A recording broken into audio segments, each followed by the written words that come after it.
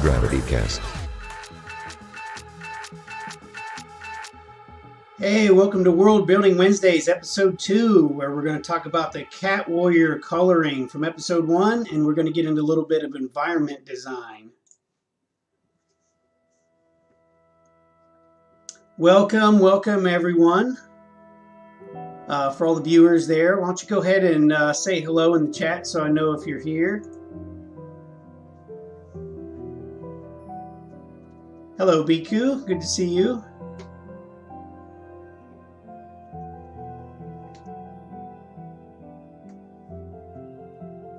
So we're going to do about an hour today, and the first half we're going to focus on the coloring for the character we developed. And then we're going to get into doing some concept for the environments on the map. Hello, Red Fox. Good to see you back. So if you remember from last episode, we developed this guy here, Rao Magwan, the Fenral Cat Warrior. Hello there, Ashley McComb Productions. So I'm going to jump right into the coloring on this guy. First off, how is everyone doing? Did you guys have a good week? Do anything creative this week?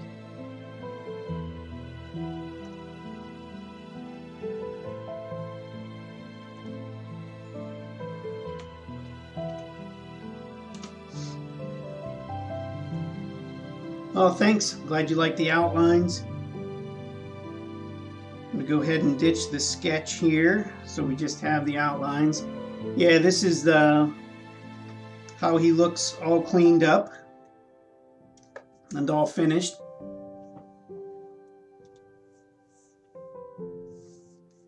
He had a pretty good week.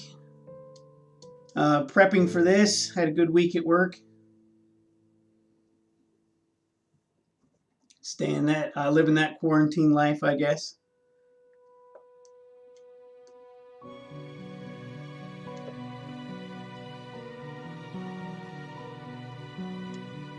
So if you guys remember taking a look at some of those other examples,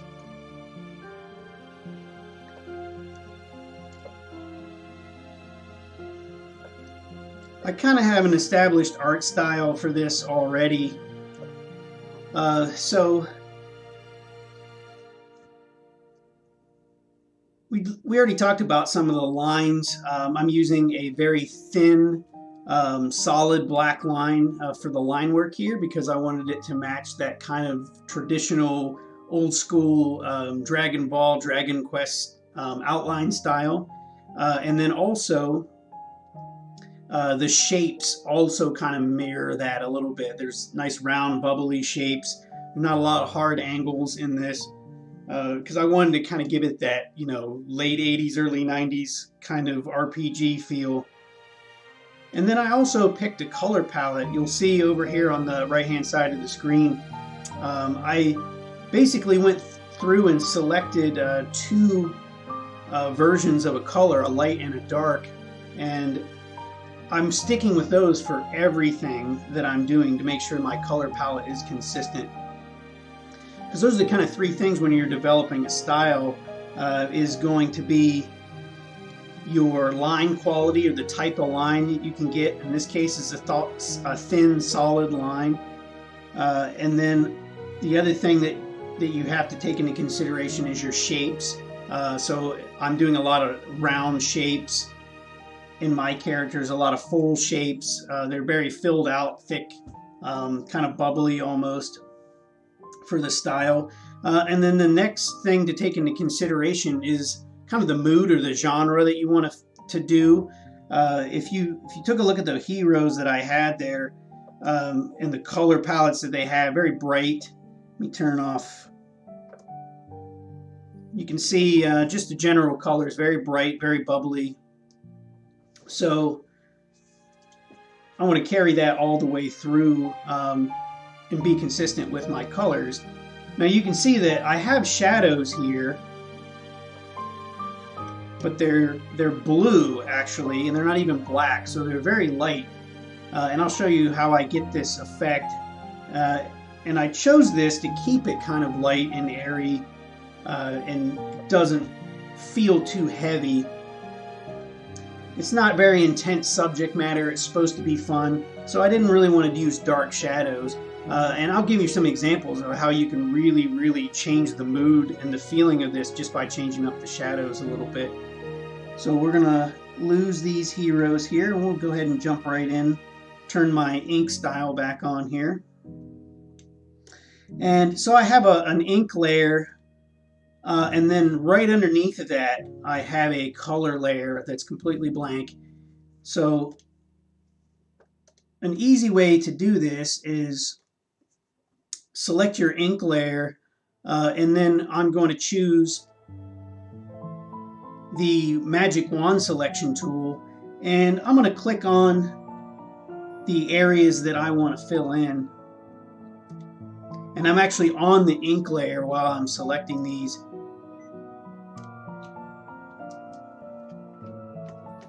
Oh, I've held shift too long and it wants me to use sticky keys. That's not what I want to do.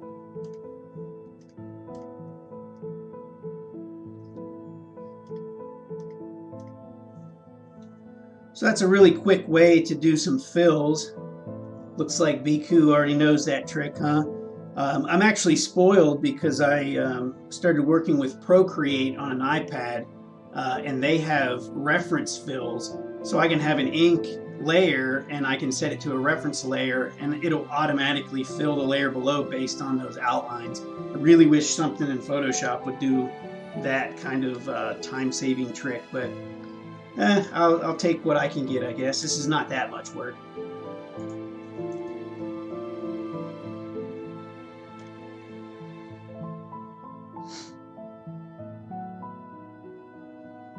The only thing I might have to watch out for is if I did not connect my outlines all the way, and I might have to go back and fix some of the lines so they connect. The next thing I'm going to do here is expand my selection.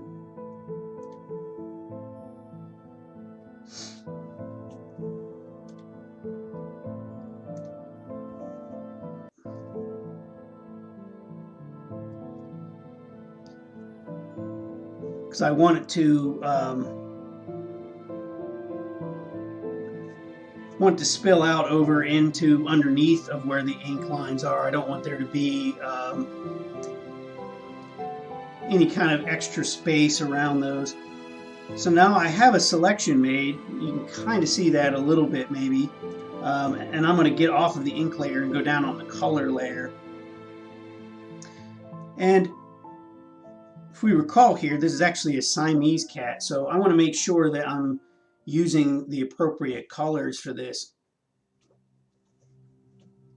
Now, I don't want to just do a sample here, and I have a good reason for that. It's because I want to keep this same mood, this same style across the whole breadth of the artwork, whether it's an environment, a character, or anything. I'm going to use the same color palette for everything. So I try to use these colors consistently across everything, and I tried to think ahead and plan for all the different types of colors that I might want to use for everything.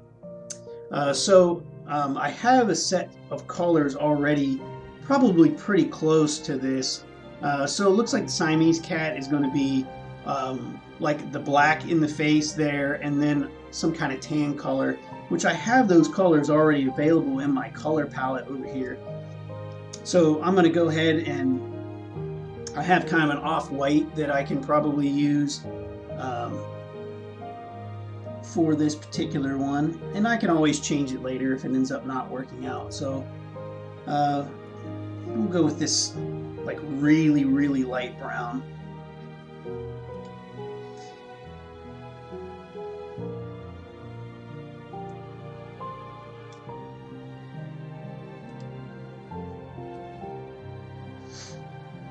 So that might be close. If it ends up looking too weird, then I'll change it.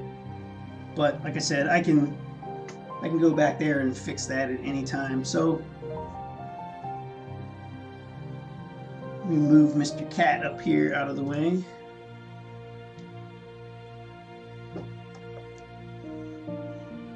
It's a very quick way to fill this in.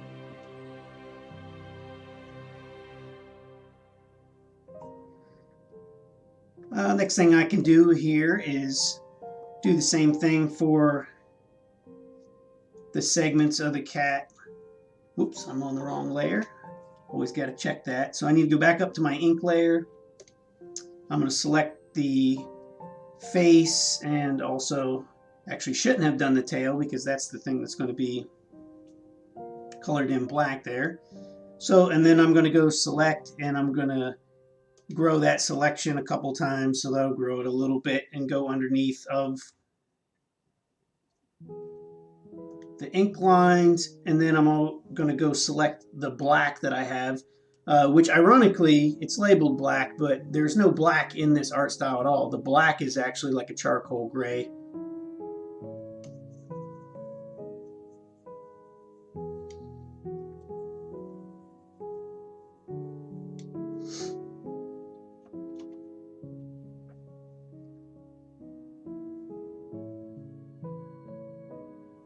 Must not have grew that enough. I can see the lines there. Let's see here. I'm going to pick a different... Oh, I actually picked the wrong black. I picked the outline color black. So I'm going to undo that. That's why it looks kind of weird. Yeah, there's the black. I thought that looked awfully dark.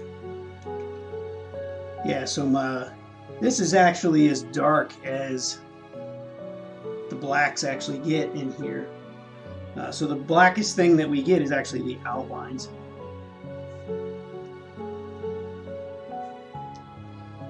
Hey, there's Abstractism. Welcome, man.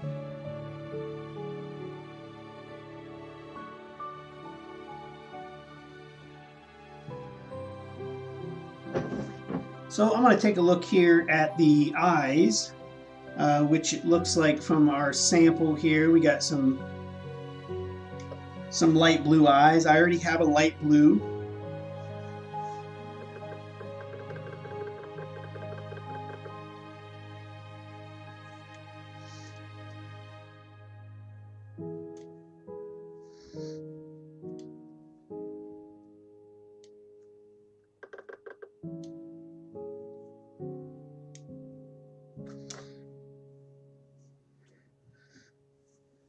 And looks like I also need to do that to the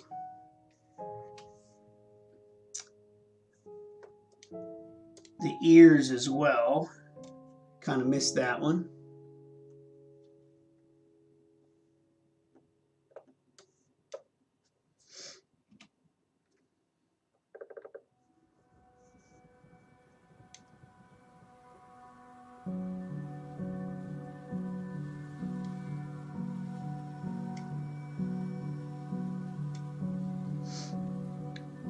Looks like it extends there into the ear a little bit.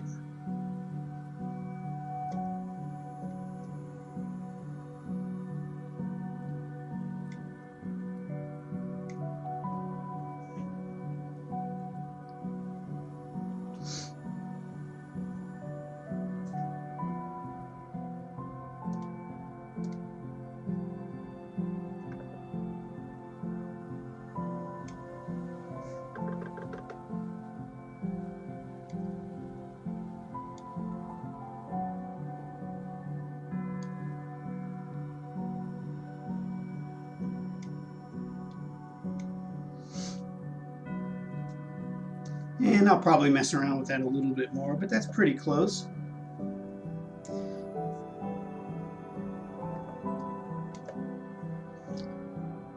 All right.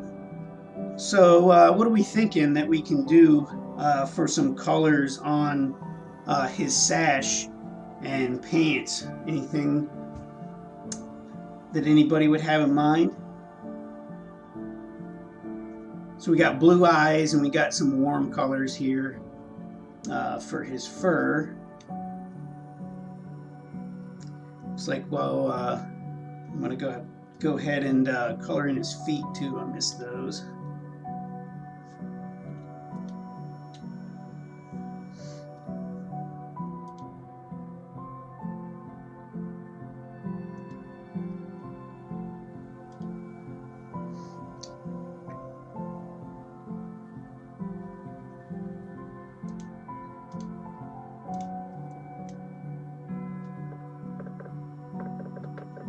I'm going to go golds and yellowish. Can try some of those and see how that looks. Remember working with a consistent color palette, so if the yellows are a little off and they don't look good, I might have to just try another color, because I don't really want to add any more colors to the palette because it just makes things a little harder. But I will definitely give that a shot.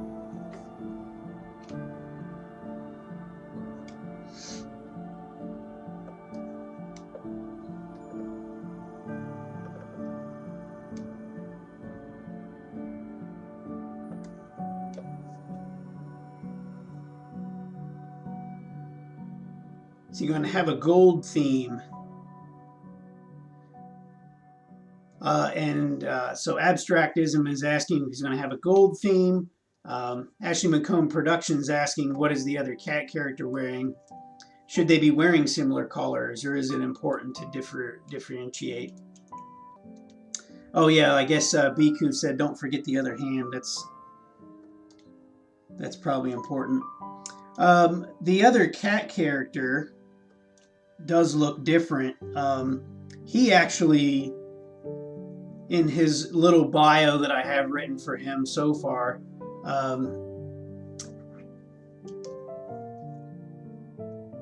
he actually left his Finral princehood to become a king of bandits. So it's okay that he looks a little bit different.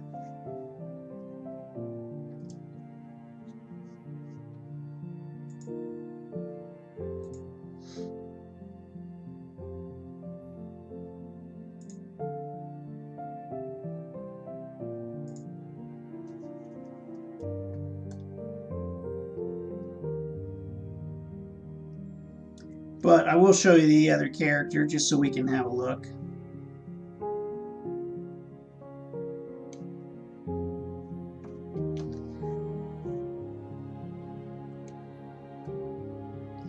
So there's Darkleaf hiding behind there. Let me grab the heroes and move them a little bit out of the way. So he's kind of orange. So it's not important actually because he's not from the same kind of culture. Darkleaf is kind of a bandit. He's off on his own. Yep, Abstractism says he's kind of a Prince of Thieves, perhaps. Yeah, Darkleaf is kind of that. He kind of turned into the Robin Hood type of character, where this guy here, he's very traditional.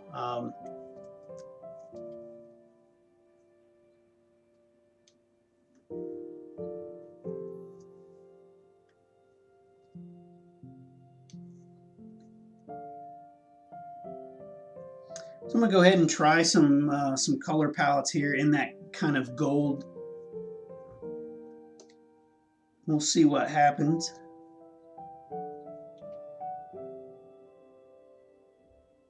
We'll go with the pants because they're a little bit bigger. So I'm going to select, I'm going to expand that selection there. 1 pixel probably should be fine. And I'm going to grab I'm going to try the yellow. We'll see how it looks. It's kind of like a marigold color.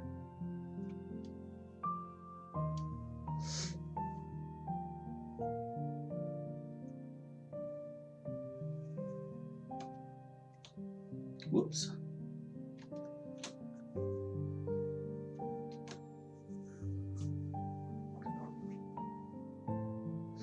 Since we're going with kind of a gold color, I'll probably end up doing that same thing on his weapons. I'll probably end up making them some kind of gold color.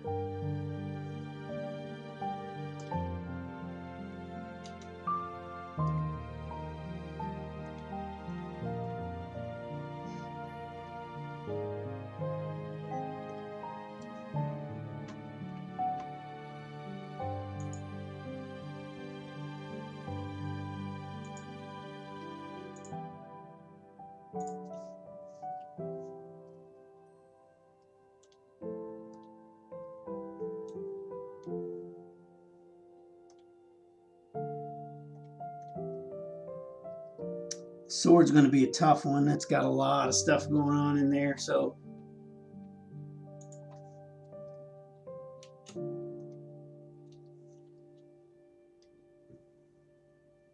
Might have to just manually color that in. That should be fine.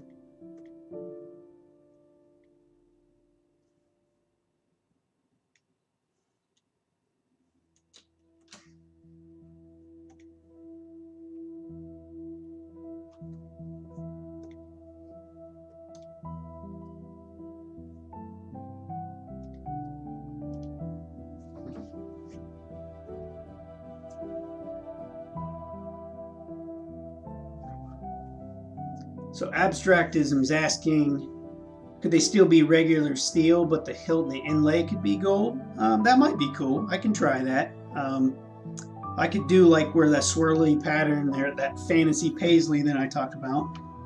Maybe I could make those gold. Not typically a fan of silver and gold, but what are those really fancy watches that have those? They're like really expensive. I can't remember what those are, but those are silver and gold. So I guess it works. So let me get my light gray color over here, and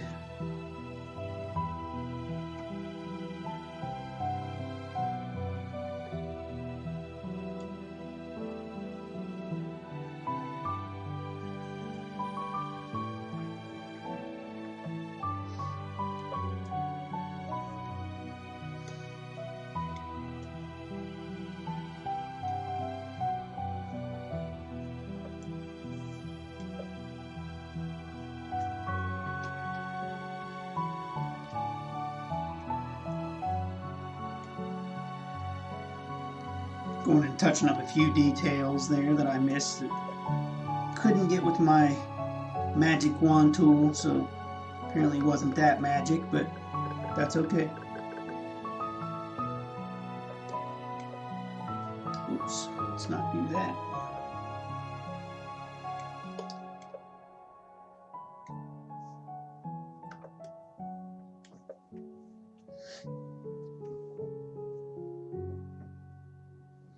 And let me grab my gold color here and let's give this a shot and see how it looks. I don't think there's any way I'm going to go through and select all those little pieces in there.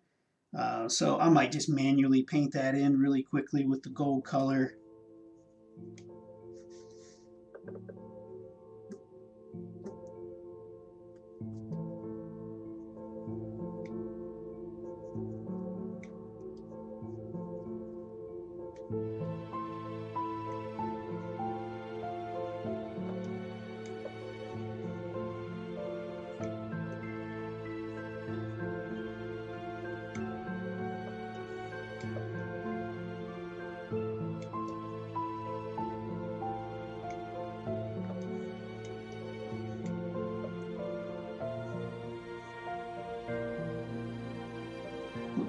Sloppy there. That's alright, I can fix that.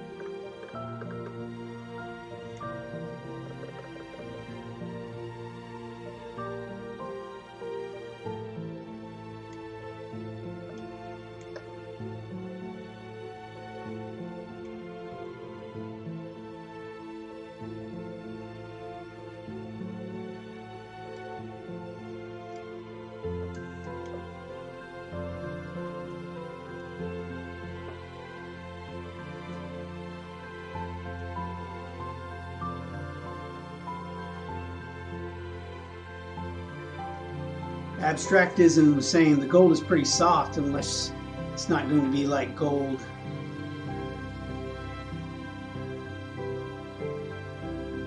Bipedal cats. Yeah.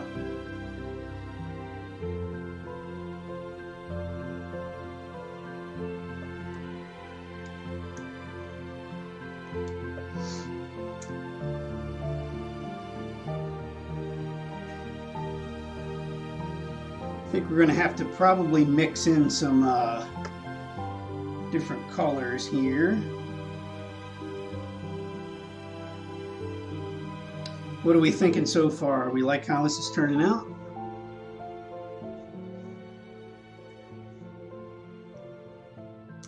Yeah, maybe some red accents. I haven't got into this a little bit, but on his card, Raoul Magwan is actually one of the toughest fighters in the game, at least to start. So he likes chili peppers to eat, so maybe, and he has the strike ability, which is also red. So I did want to mix some red in here. I think that might look nice.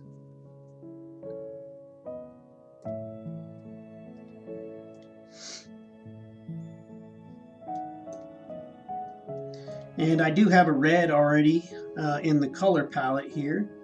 So see what I can do here. Maybe I can do some, I don't know if I'm going to be able to do a red sash that's full. It looks like I'm miscoloring his thumb in too.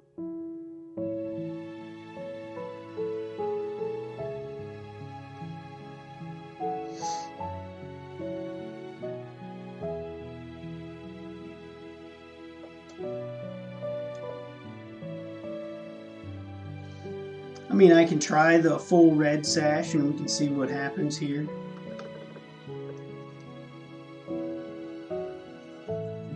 Might look okay, might look terrible. Nothing's really set in stone here. I'm not going to bother masking everything out quite yet. I'm just going to kind of see what it looks like. Just kind of block some of this in and take a step back. That doesn't look too bad. I don't want him to look like a certain fast food mascot either, so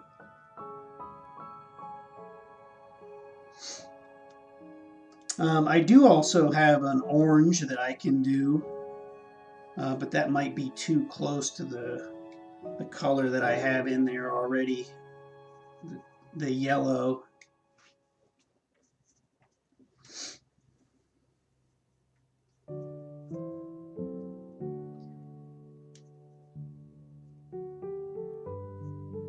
So I do want to get into the fantasy environment stuff today a little bit. So I'm going to finish up coloring this section, then I do want to start talking about how I develop these environments. But I also want to talk about some of the shading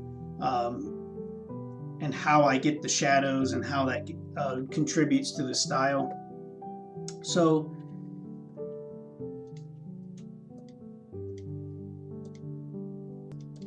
I'm going to go ahead and fill some of these sash colors in here just to try it out, see what it looks like.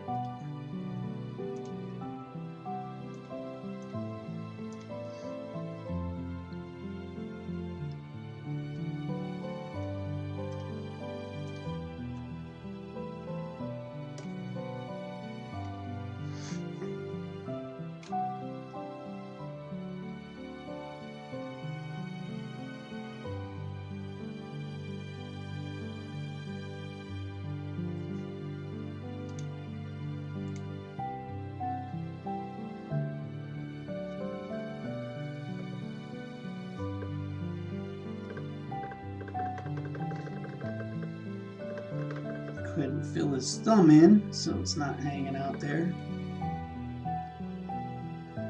And his ribs, looks like I missed that one too.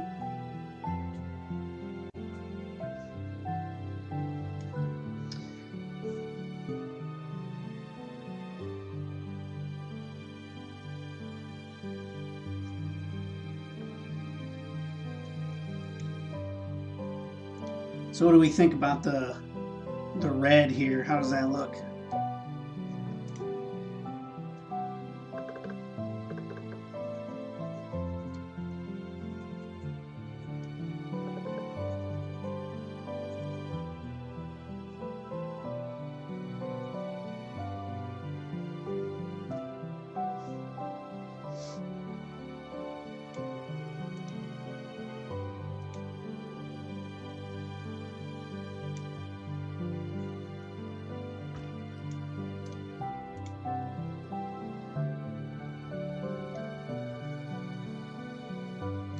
Didn't expand these very well. I think I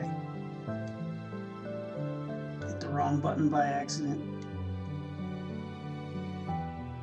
So I'm going to clean this up a little bit. Like the red, we can keep it for sure. So I want to show you guys how I do some of the shading on this character. So to do that, I'm going to go ahead and completely ruin what I'm doing, but not permanently. So I'm going to duplicate this color layer just so you can see this. And I'm going to go ahead and turn the blending options on this. I'm just going to do a color overlay just to make this guy a solid color.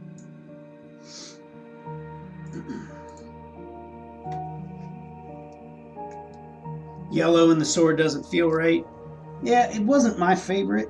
I might need to choose a different color yellow, or we might have to maybe go with a darker gray inside of there maybe. Yeah.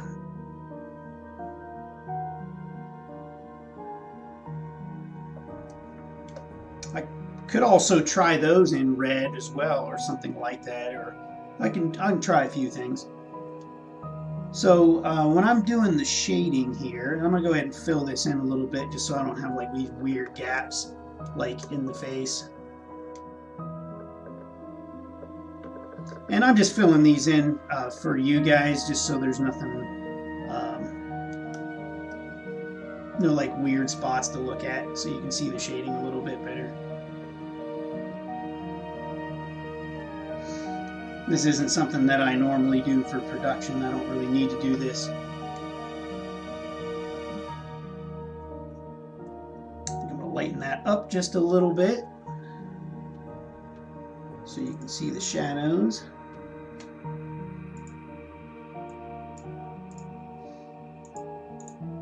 Alright, and I'm going to make a new layer here that is just going to be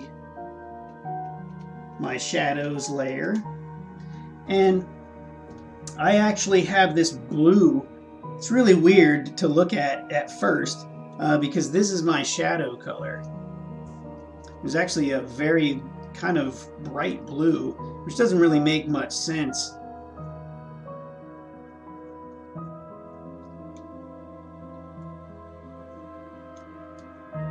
So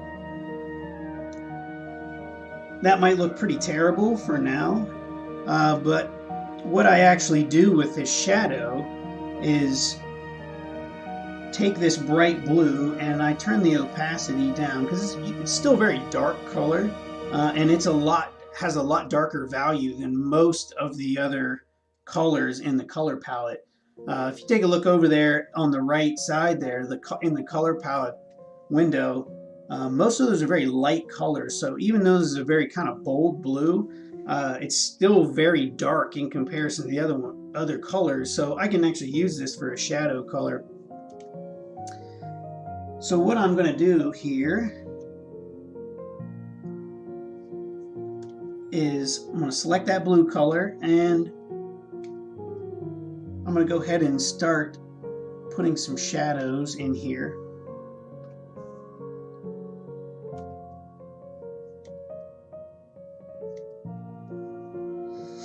And I'm doing a traditional upper left-hand shadow, so nothing super crazy on this guy.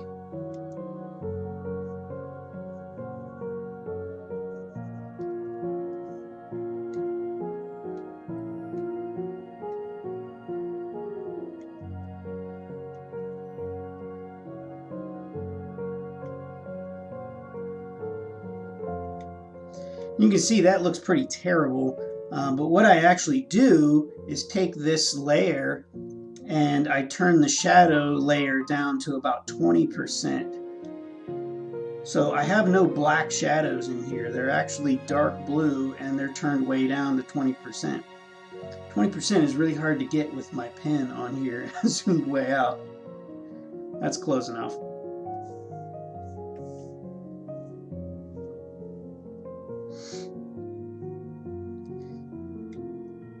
So by doing it this way, I actually get really nice kind of soft shadows that are always darker than the rest of the color palettes that I choose. And having blue shadows versus black shadows is actually a little more realistic if you're doing like environment type shadows, because typically shadows when you're outdoors are going to be tinted blue because the sky is actually tinting the ambient color of the remaining light that's around, because nothing is ever pitch black, especially if you're outside, and most of this game takes place outside. So I figured I would go ahead and just kind of tint everything that color.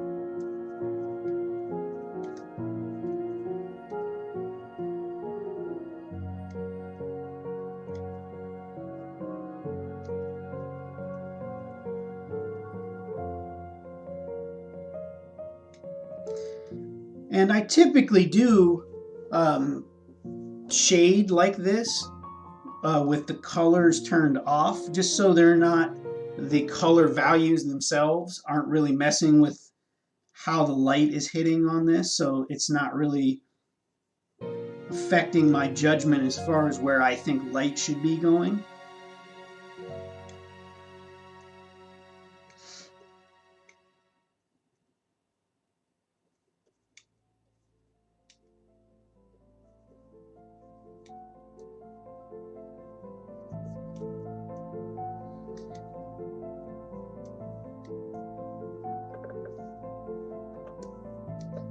So you guys probably didn't think I'd be using blue here, especially like something like this light for shadow, huh? But this is kind of how it ended up working out to get this kind of style that I wanted to achieve.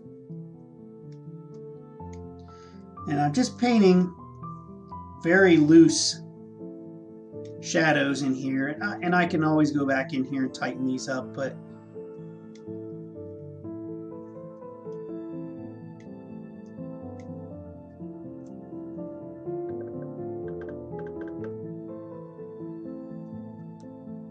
your shading game is going to change big time.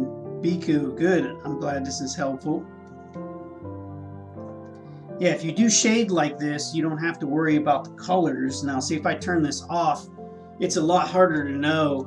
Let me turn my dancing ant selection off there. It's a lot harder to tell if my shading is accurate because I have to fight with the colors as well. But if I just do this and it looks gray underneath, it's a lot harder to mess that up because you're just focusing on light by itself. You don't have to worry about the colors getting in the way. So, and you can do this with any type of shading. It doesn't have to be just like this. So, and you can see, like, if you were to change the colors of the shadows, for example, like if it wasn't like this kind of light blue, it would completely change the feel of this. That's why it's important to have the consistency. So if I were to choose, let's say if I were to go with very, very black shadows, you can see how that changes already just by using gray shadows. But if I did do black, for example, here, so then you kind of see, like, now we're getting into kind of like Hellboy territory and all the very dark shadows. But that really doesn't fit the style and the feel that I'm going for with this, really dark shadows. Obviously, I would have to clean these up a little bit better than I am here now.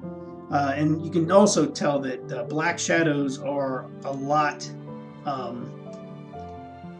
less forgiving than what I'm doing here, because you can see that they have to be right on point or else you can see this looks really sloppy.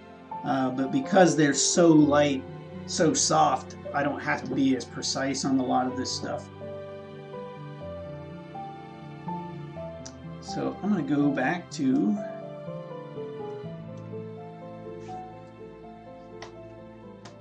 my blue shadows here.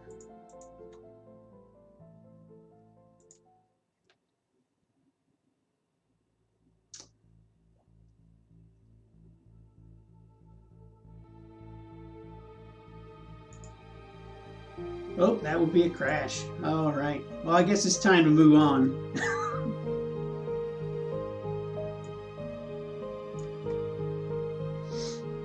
That's okay. We'll jump over to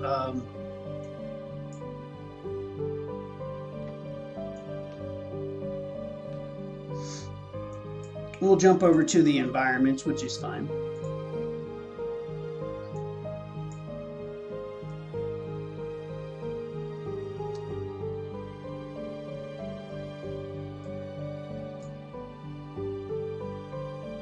because I at least want to get some feedback on what kind of environments that we want to do. Yeah, that's the thing you got to worry about. I want to get you guys feedback on something here. I want to show you guys my world map for the board game so far, and see which one of these areas that you would want to see some concept work on. I don't have any artwork on my map yet, so it's just kind of blocked off. And then I'm doing some alpha testing for the game right now, so I haven't put a ton of artwork into this yet. I'm going to make sure that this. I lost like a couple minutes of work, so I guess that's not a big deal.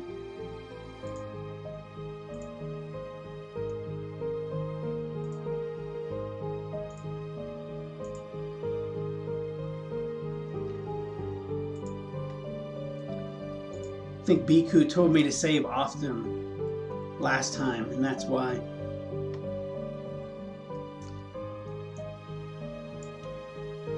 So here's my map, and I was thinking, let me make a new layer here, and I want to give you the choice of a couple of these that we can start working on, some of these that you might think are interesting. So I don't know if you can see some of these. See if I can zoom in a little bit more. The ones that I would be interested in seeing how we can work together on here are Giant's Lake. I think that'd be a cool one, because I have something kind of in mind for that, but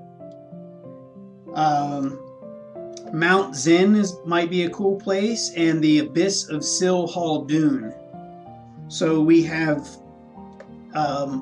Giant's Lake, which I kind of just envision that as this lake with this very, very big kind of sculpture, kind of statue that's kind of like flipped over and kind of half hanging in the middle. It's like coming out of the water.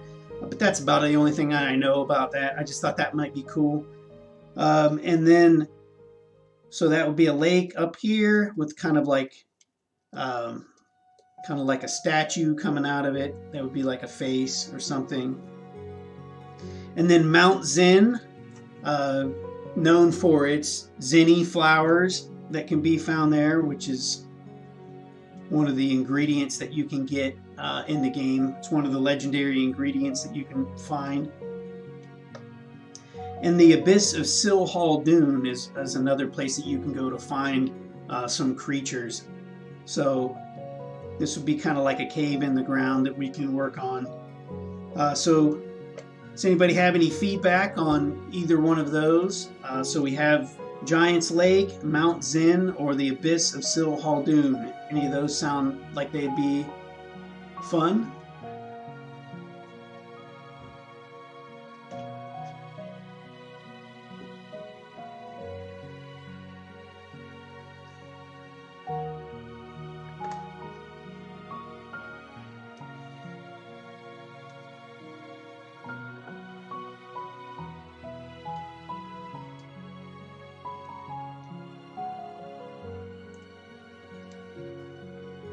Let me go ahead and start up a new canvas here for us.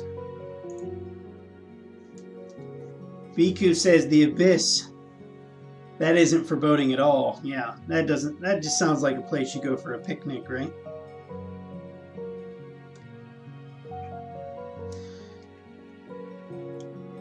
The Abyss has Red Fox's vote as well, so unless something crazy happens here in the next couple seconds, we'll probably just go with the Abyss.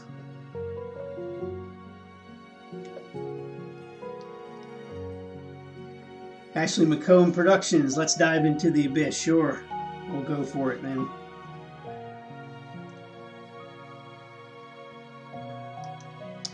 I'm going to switch my brush over to a mechanical pencil, HB lead.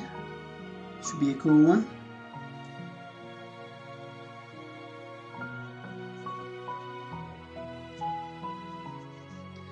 So I'm just going to start doing some concept stuff here.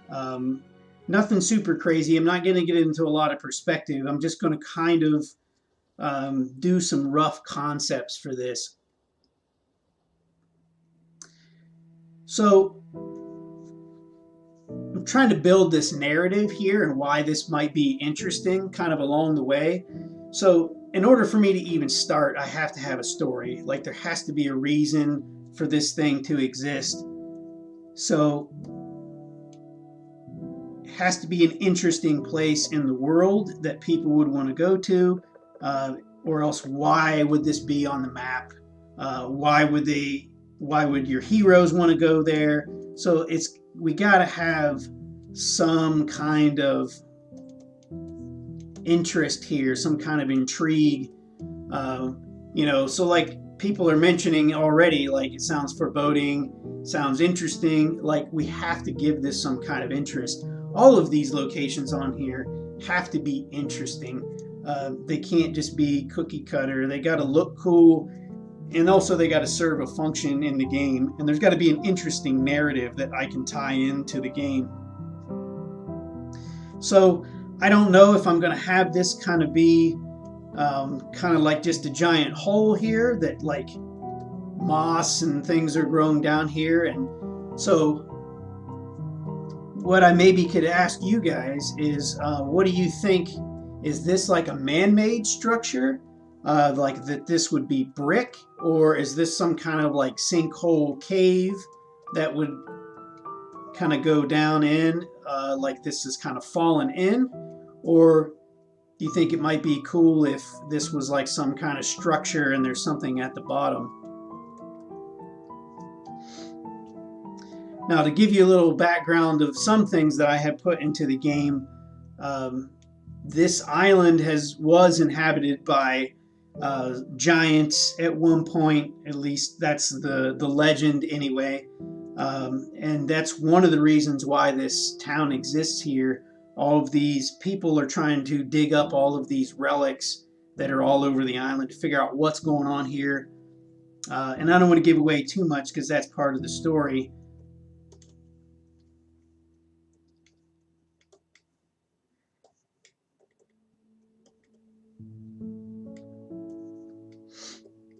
So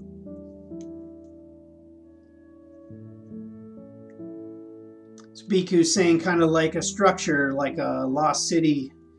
Yeah, I mean, we can make this into something, and I'm kind of drawing like a see-through version of how this might look. We can maybe build in part of the legend that there's like a bunch of treasure at the base that no one has been able to get to, because this thing is really, really deep. And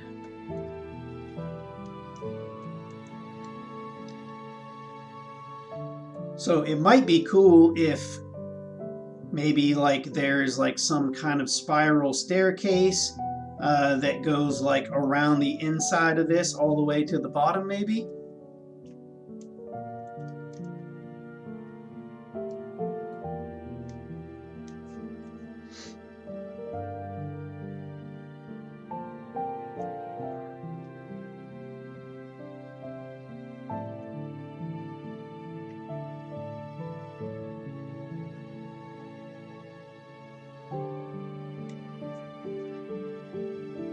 So just to kind of give some scale to this, I'm thinking that, I kind of want this opening to be very large. So just to give a little bit of scale to this, I'm thinking, like our adventure dudes are going to be, something maybe like this. So this maybe would, and that might even be a little bit on the small side. I'm thinking maybe even like twice that big. So Red Fox is asking, how big of a role does magic play in the game? Were the giants practitioners, or were they mostly builders?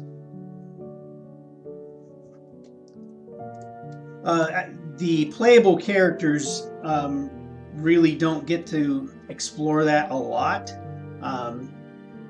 There's a lot of structures that are built, and that's actually some of the things that the empire that has started this city on this island that's trying to get all this stuff is the thing that they're looking for. Actually, these are these relics that have supposed magic, so they're trying to get to these things. So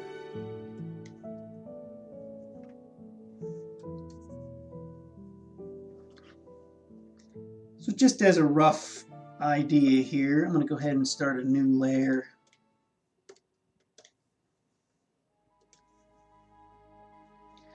So I kind of got this general idea. I'm going to go ahead and duplicate this and give me a little thumbnail reference.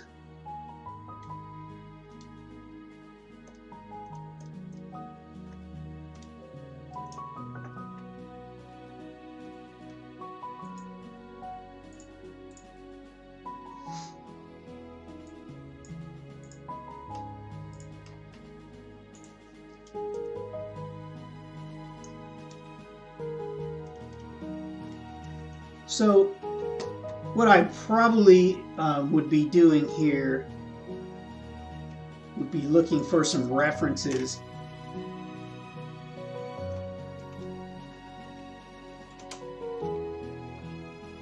Because like I said in the previous episode, is you never want to just try to draw from memory. You want to try as much as you can to find some references, because you're probably going to miss something. And one of the things that had come to mind when I had this idea to put something like this in here are cenotes from Mexico. I was fortunate to be able to go to Mexico on a missions trip with my wife. This had been a handful of years ago. And I always thought these things looked really cool, like there was this like whole world underneath of the ground here, and it kind of had its own life. So I kind of wanted to give it that feel, like it was almost really dark and foreboding above, like you could barely see into this thing, but like as you go down, there's like this whole other world down here. So I kind of want to give it that feel. So I'm going to go ahead and just grab some reference here, throw it in the corner, just so I can have some visual reference points as I'm doing my drawing. Oh, it doesn't like that. Trying to use my mouse and my pen at the same time. Not a good idea.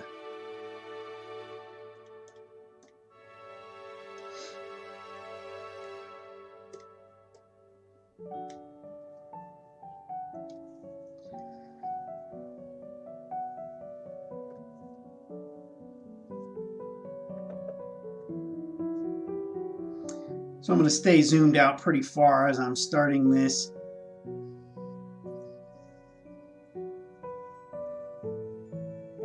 So if I was doing concept art for this, I would want to make this opening basically bigger than the entire screen that we're looking at here. And I might even could do like some kind of cliff going out here. I'm not really too worried about perspective at this point. I'm just kind of throwing some ideas to get a general idea of what I would want this to look like.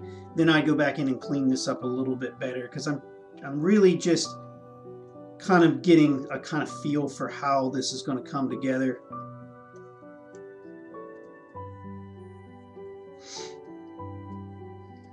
Putting some like mountains in the background here to kind of surround this a little bit.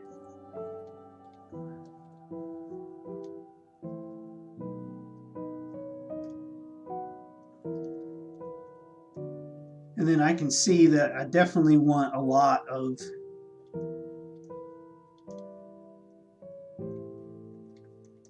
overgrowth here, kind of going down into this. And there's going to be probably a rim of, you know, trees and things around this.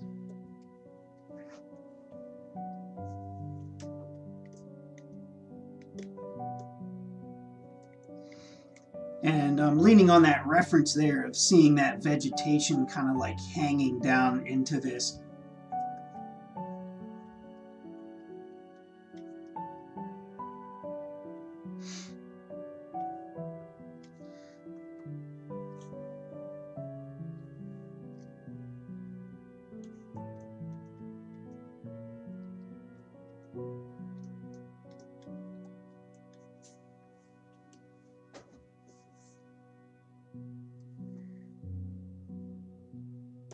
So if I'm going to do that, maybe I will get rid of this up close here to give this a little more scale.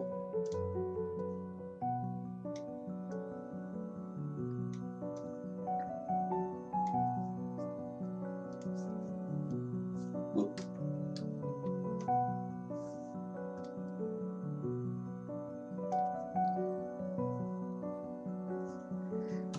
I'm going to go ahead and save that.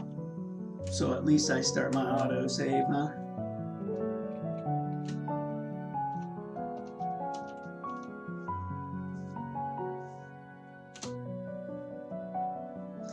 Because if I want to give this the impression that it's huge, then I have to show some kind of human scale here. So probably what I would want to do is to bring this to eye level to where my vanishing point would be. So I would be looking at this thing. Because if I'm kind of looking at it like down, I lose all of that. But if I kind of bring this to eye level and put some other key points of reference in here that would let me know exactly, you know, how big this thing is. So I'm going to squish this scale a little bit so it looks like I'm looking at this more straight on. So then it looks like it's going to be a lot bigger.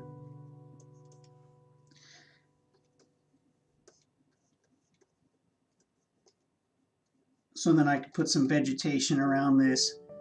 But what I do want to put here around this side is here's where I can start introducing some human elements in here. So if I start putting some steps in here, then all of a sudden, yeah, we'll definitely, Biku's asking, maybe skeletons of a failed journey. Yeah, that's definitely something that we can put in here.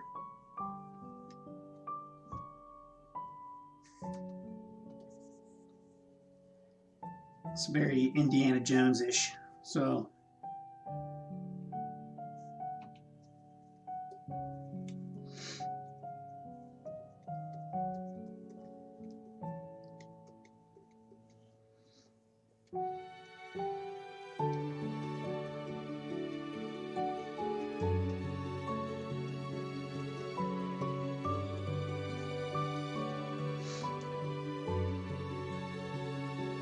So I'm going to probably make some kind of block pattern that goes across here.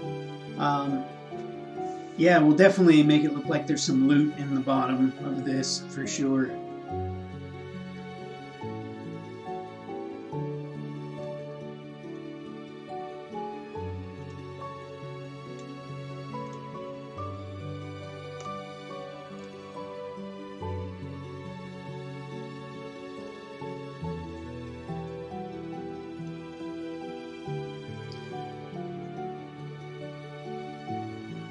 So right now, if we were to have a person in here, you know, they would roughly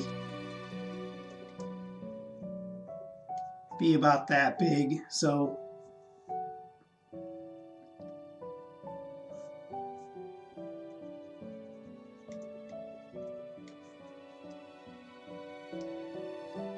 I mean, that looks, depending on how the references in here, that looks like it's a pretty decent size opening. So I'm going to go ahead and keep working with this.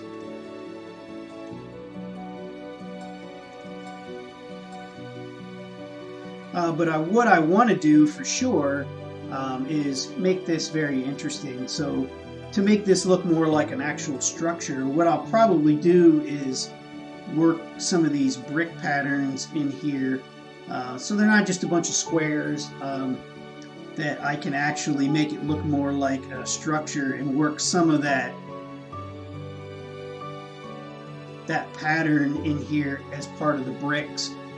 So every so often maybe we can have some of those decorative bricks around here, flesh that out a little bit more, make it feel more like it was a structure that was built and decorated and on purpose instead of just a hole in the ground.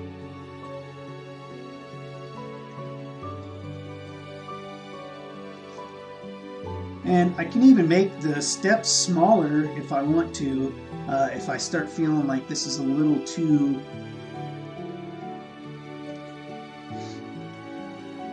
small still. And I can put some other telltale signs here of how big this is supposed to be by adding some trees and a few other things here. Remember, this is just concept art, so I'm going to be adjusting this a little bit. And some other things that I can add to this to make it seem like it's a little bit bigger is I can add some other wildlife in here. I can add some birds flying across. If you've ever seen the reference photos of stuff like that, or if you've actually been there in person, I'm sorry, and there's always birds flying across there, and that helps add to the scale a little bit. Red Fox is saying, if it was built by giants, wouldn't the steps be bigger? Oh yeah, I would assume that the steps would be bigger if the giants were using them, but kind of my thinking here was this structure was here and the steps weren't made by the giants. This was made by the people trying to get to the bottom of this and find out.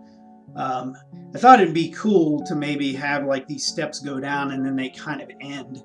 Like it was actually never finished, and so no one ever really, you can kind of get halfway down and kind of see a little bit. So that's part of some of the adventuring here, is can you get to the bottom of this thing and find out what's at the bottom.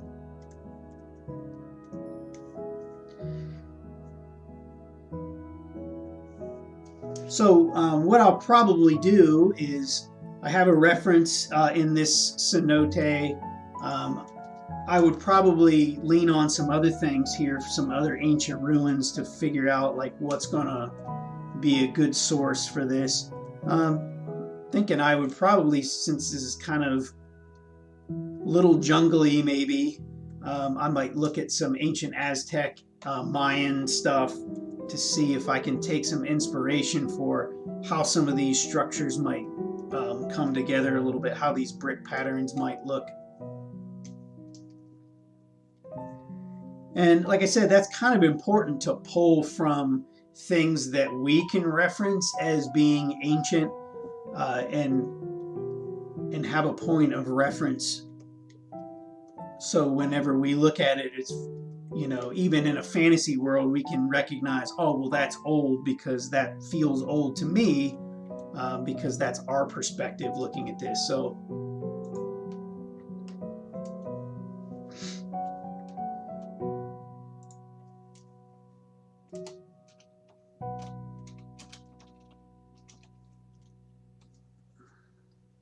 I'm going to do a really quick image search for some Mayan ruins and see if I can come up with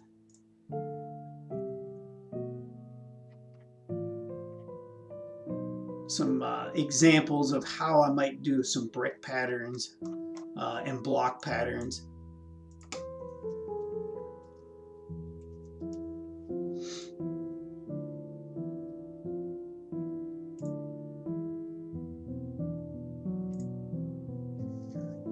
So there's a lot of steps. So I've noticed just looking at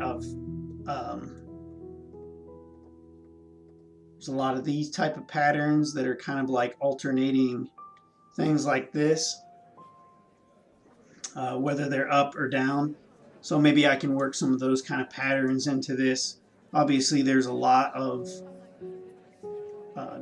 kind of temple shapes that are kind of trapezoid, so I can maybe work some of the things that in there. For the blocks, I actually don't want to make them square. I don't think that's very interesting. If you have a look at some of those other ancient civilizations, like the one that's in Peru, I can't remember exactly what that's called, where all the blocks fit together really, really well and like way beyond their perceived technology. So I think it would be cool if we would maybe make these blocks here like alternating even.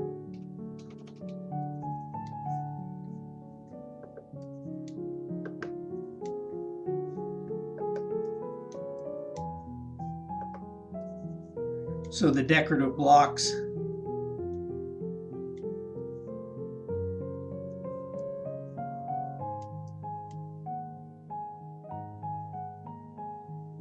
could even be alternating. So, and then also the blocks in between, maybe they're straight up and down, and the decorative blocks are the trapezoid shapes.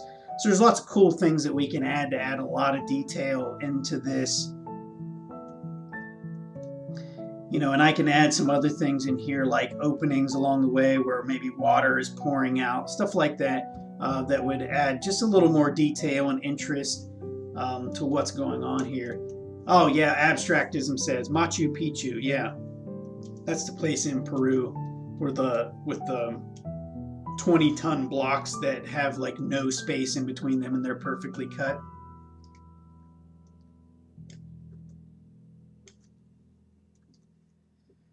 So yeah, this is just messing around, but this is how I would go about building this. And then with whatever sticks and whatever starts to feel good and whatever is in context, then I would carry those over for similar things. Because I haven't built this culture yet for the giants and how this stuff works. So I'm kind of relying on our perspective and what feels ancient and trying to mix those things together to try to tell that story. And then it's got to be consistent with that style over and over again. So as I find references, I'll keep references. So if I go back to make something else in that culture, I start to build this library of things that kind of fit into that. And I, at some point, am going to design the city on the island for where the people live, like where you actually have your tavern in the game and where you start. So I'm going to have to build that out in the same way. So I need to come up with a style, but I need to build the culture, and it all kind of needs to feel like a real place and make sense. So it's going to be a port town, but then it's also about mining. So I'm going to try to mix these things up and maybe lean on some kind of culture in the past and mix a couple together just to kind of develop a style for the buildings that make sense and things like that. So yeah, Biku says this will help me with my background work. Thank you. Yeah, I'm just kind of doing sketching for now. Hopefully this will help with you your understanding of how to pull reference together, at least get a start on how to think about this. We're really going to hammer this home for perspective a little bit when we get into some actual art that we're going to put on the cards. Like I said, this is just me throwing some ideas together and seeing what works and what doesn't. And I'll typically do a couple of these before I say, okay, this looks good, and I'm going to go this direction. And then I'll start doing a little more permanent lines on these, and maybe even starting over depending on how much I like this. So I think we'll probably call it a night this time around. So what I'll do is I'll finish up with the character here. I'll go ahead and finish putting all the color on him, finish shading him, change up a few colors based on some of the comments that we got, and then I'll show you guys this character next time and see what you guys think, see if we want to keep it or if we want to adjust a few colors. and then we'll keep building on top of these environments that we have to do. So if we want to keep working on the Abyss, we can do that. We can kind of vote for that at the beginning of the next episode, or if we want to just move on and try something new, if we want to see how I would build a city, or we can go do characters, we can kind of address that as we need to. So if you guys want to leave some comments in there about what you guys would want to see next, I'd be glad to answer those questions. And otherwise, we can see what happens next week when we go vote. You can see there's plenty of places on the map that we can start working, plenty of towns to work on, and plenty of characters to design. So yeah, you're welcome. I appreciate you guys showing up. This is a lot of fun for me to do. I have a blast doing this, and I'm glad I get to do it in real time and get your guys' feedback. So I appreciate it very much.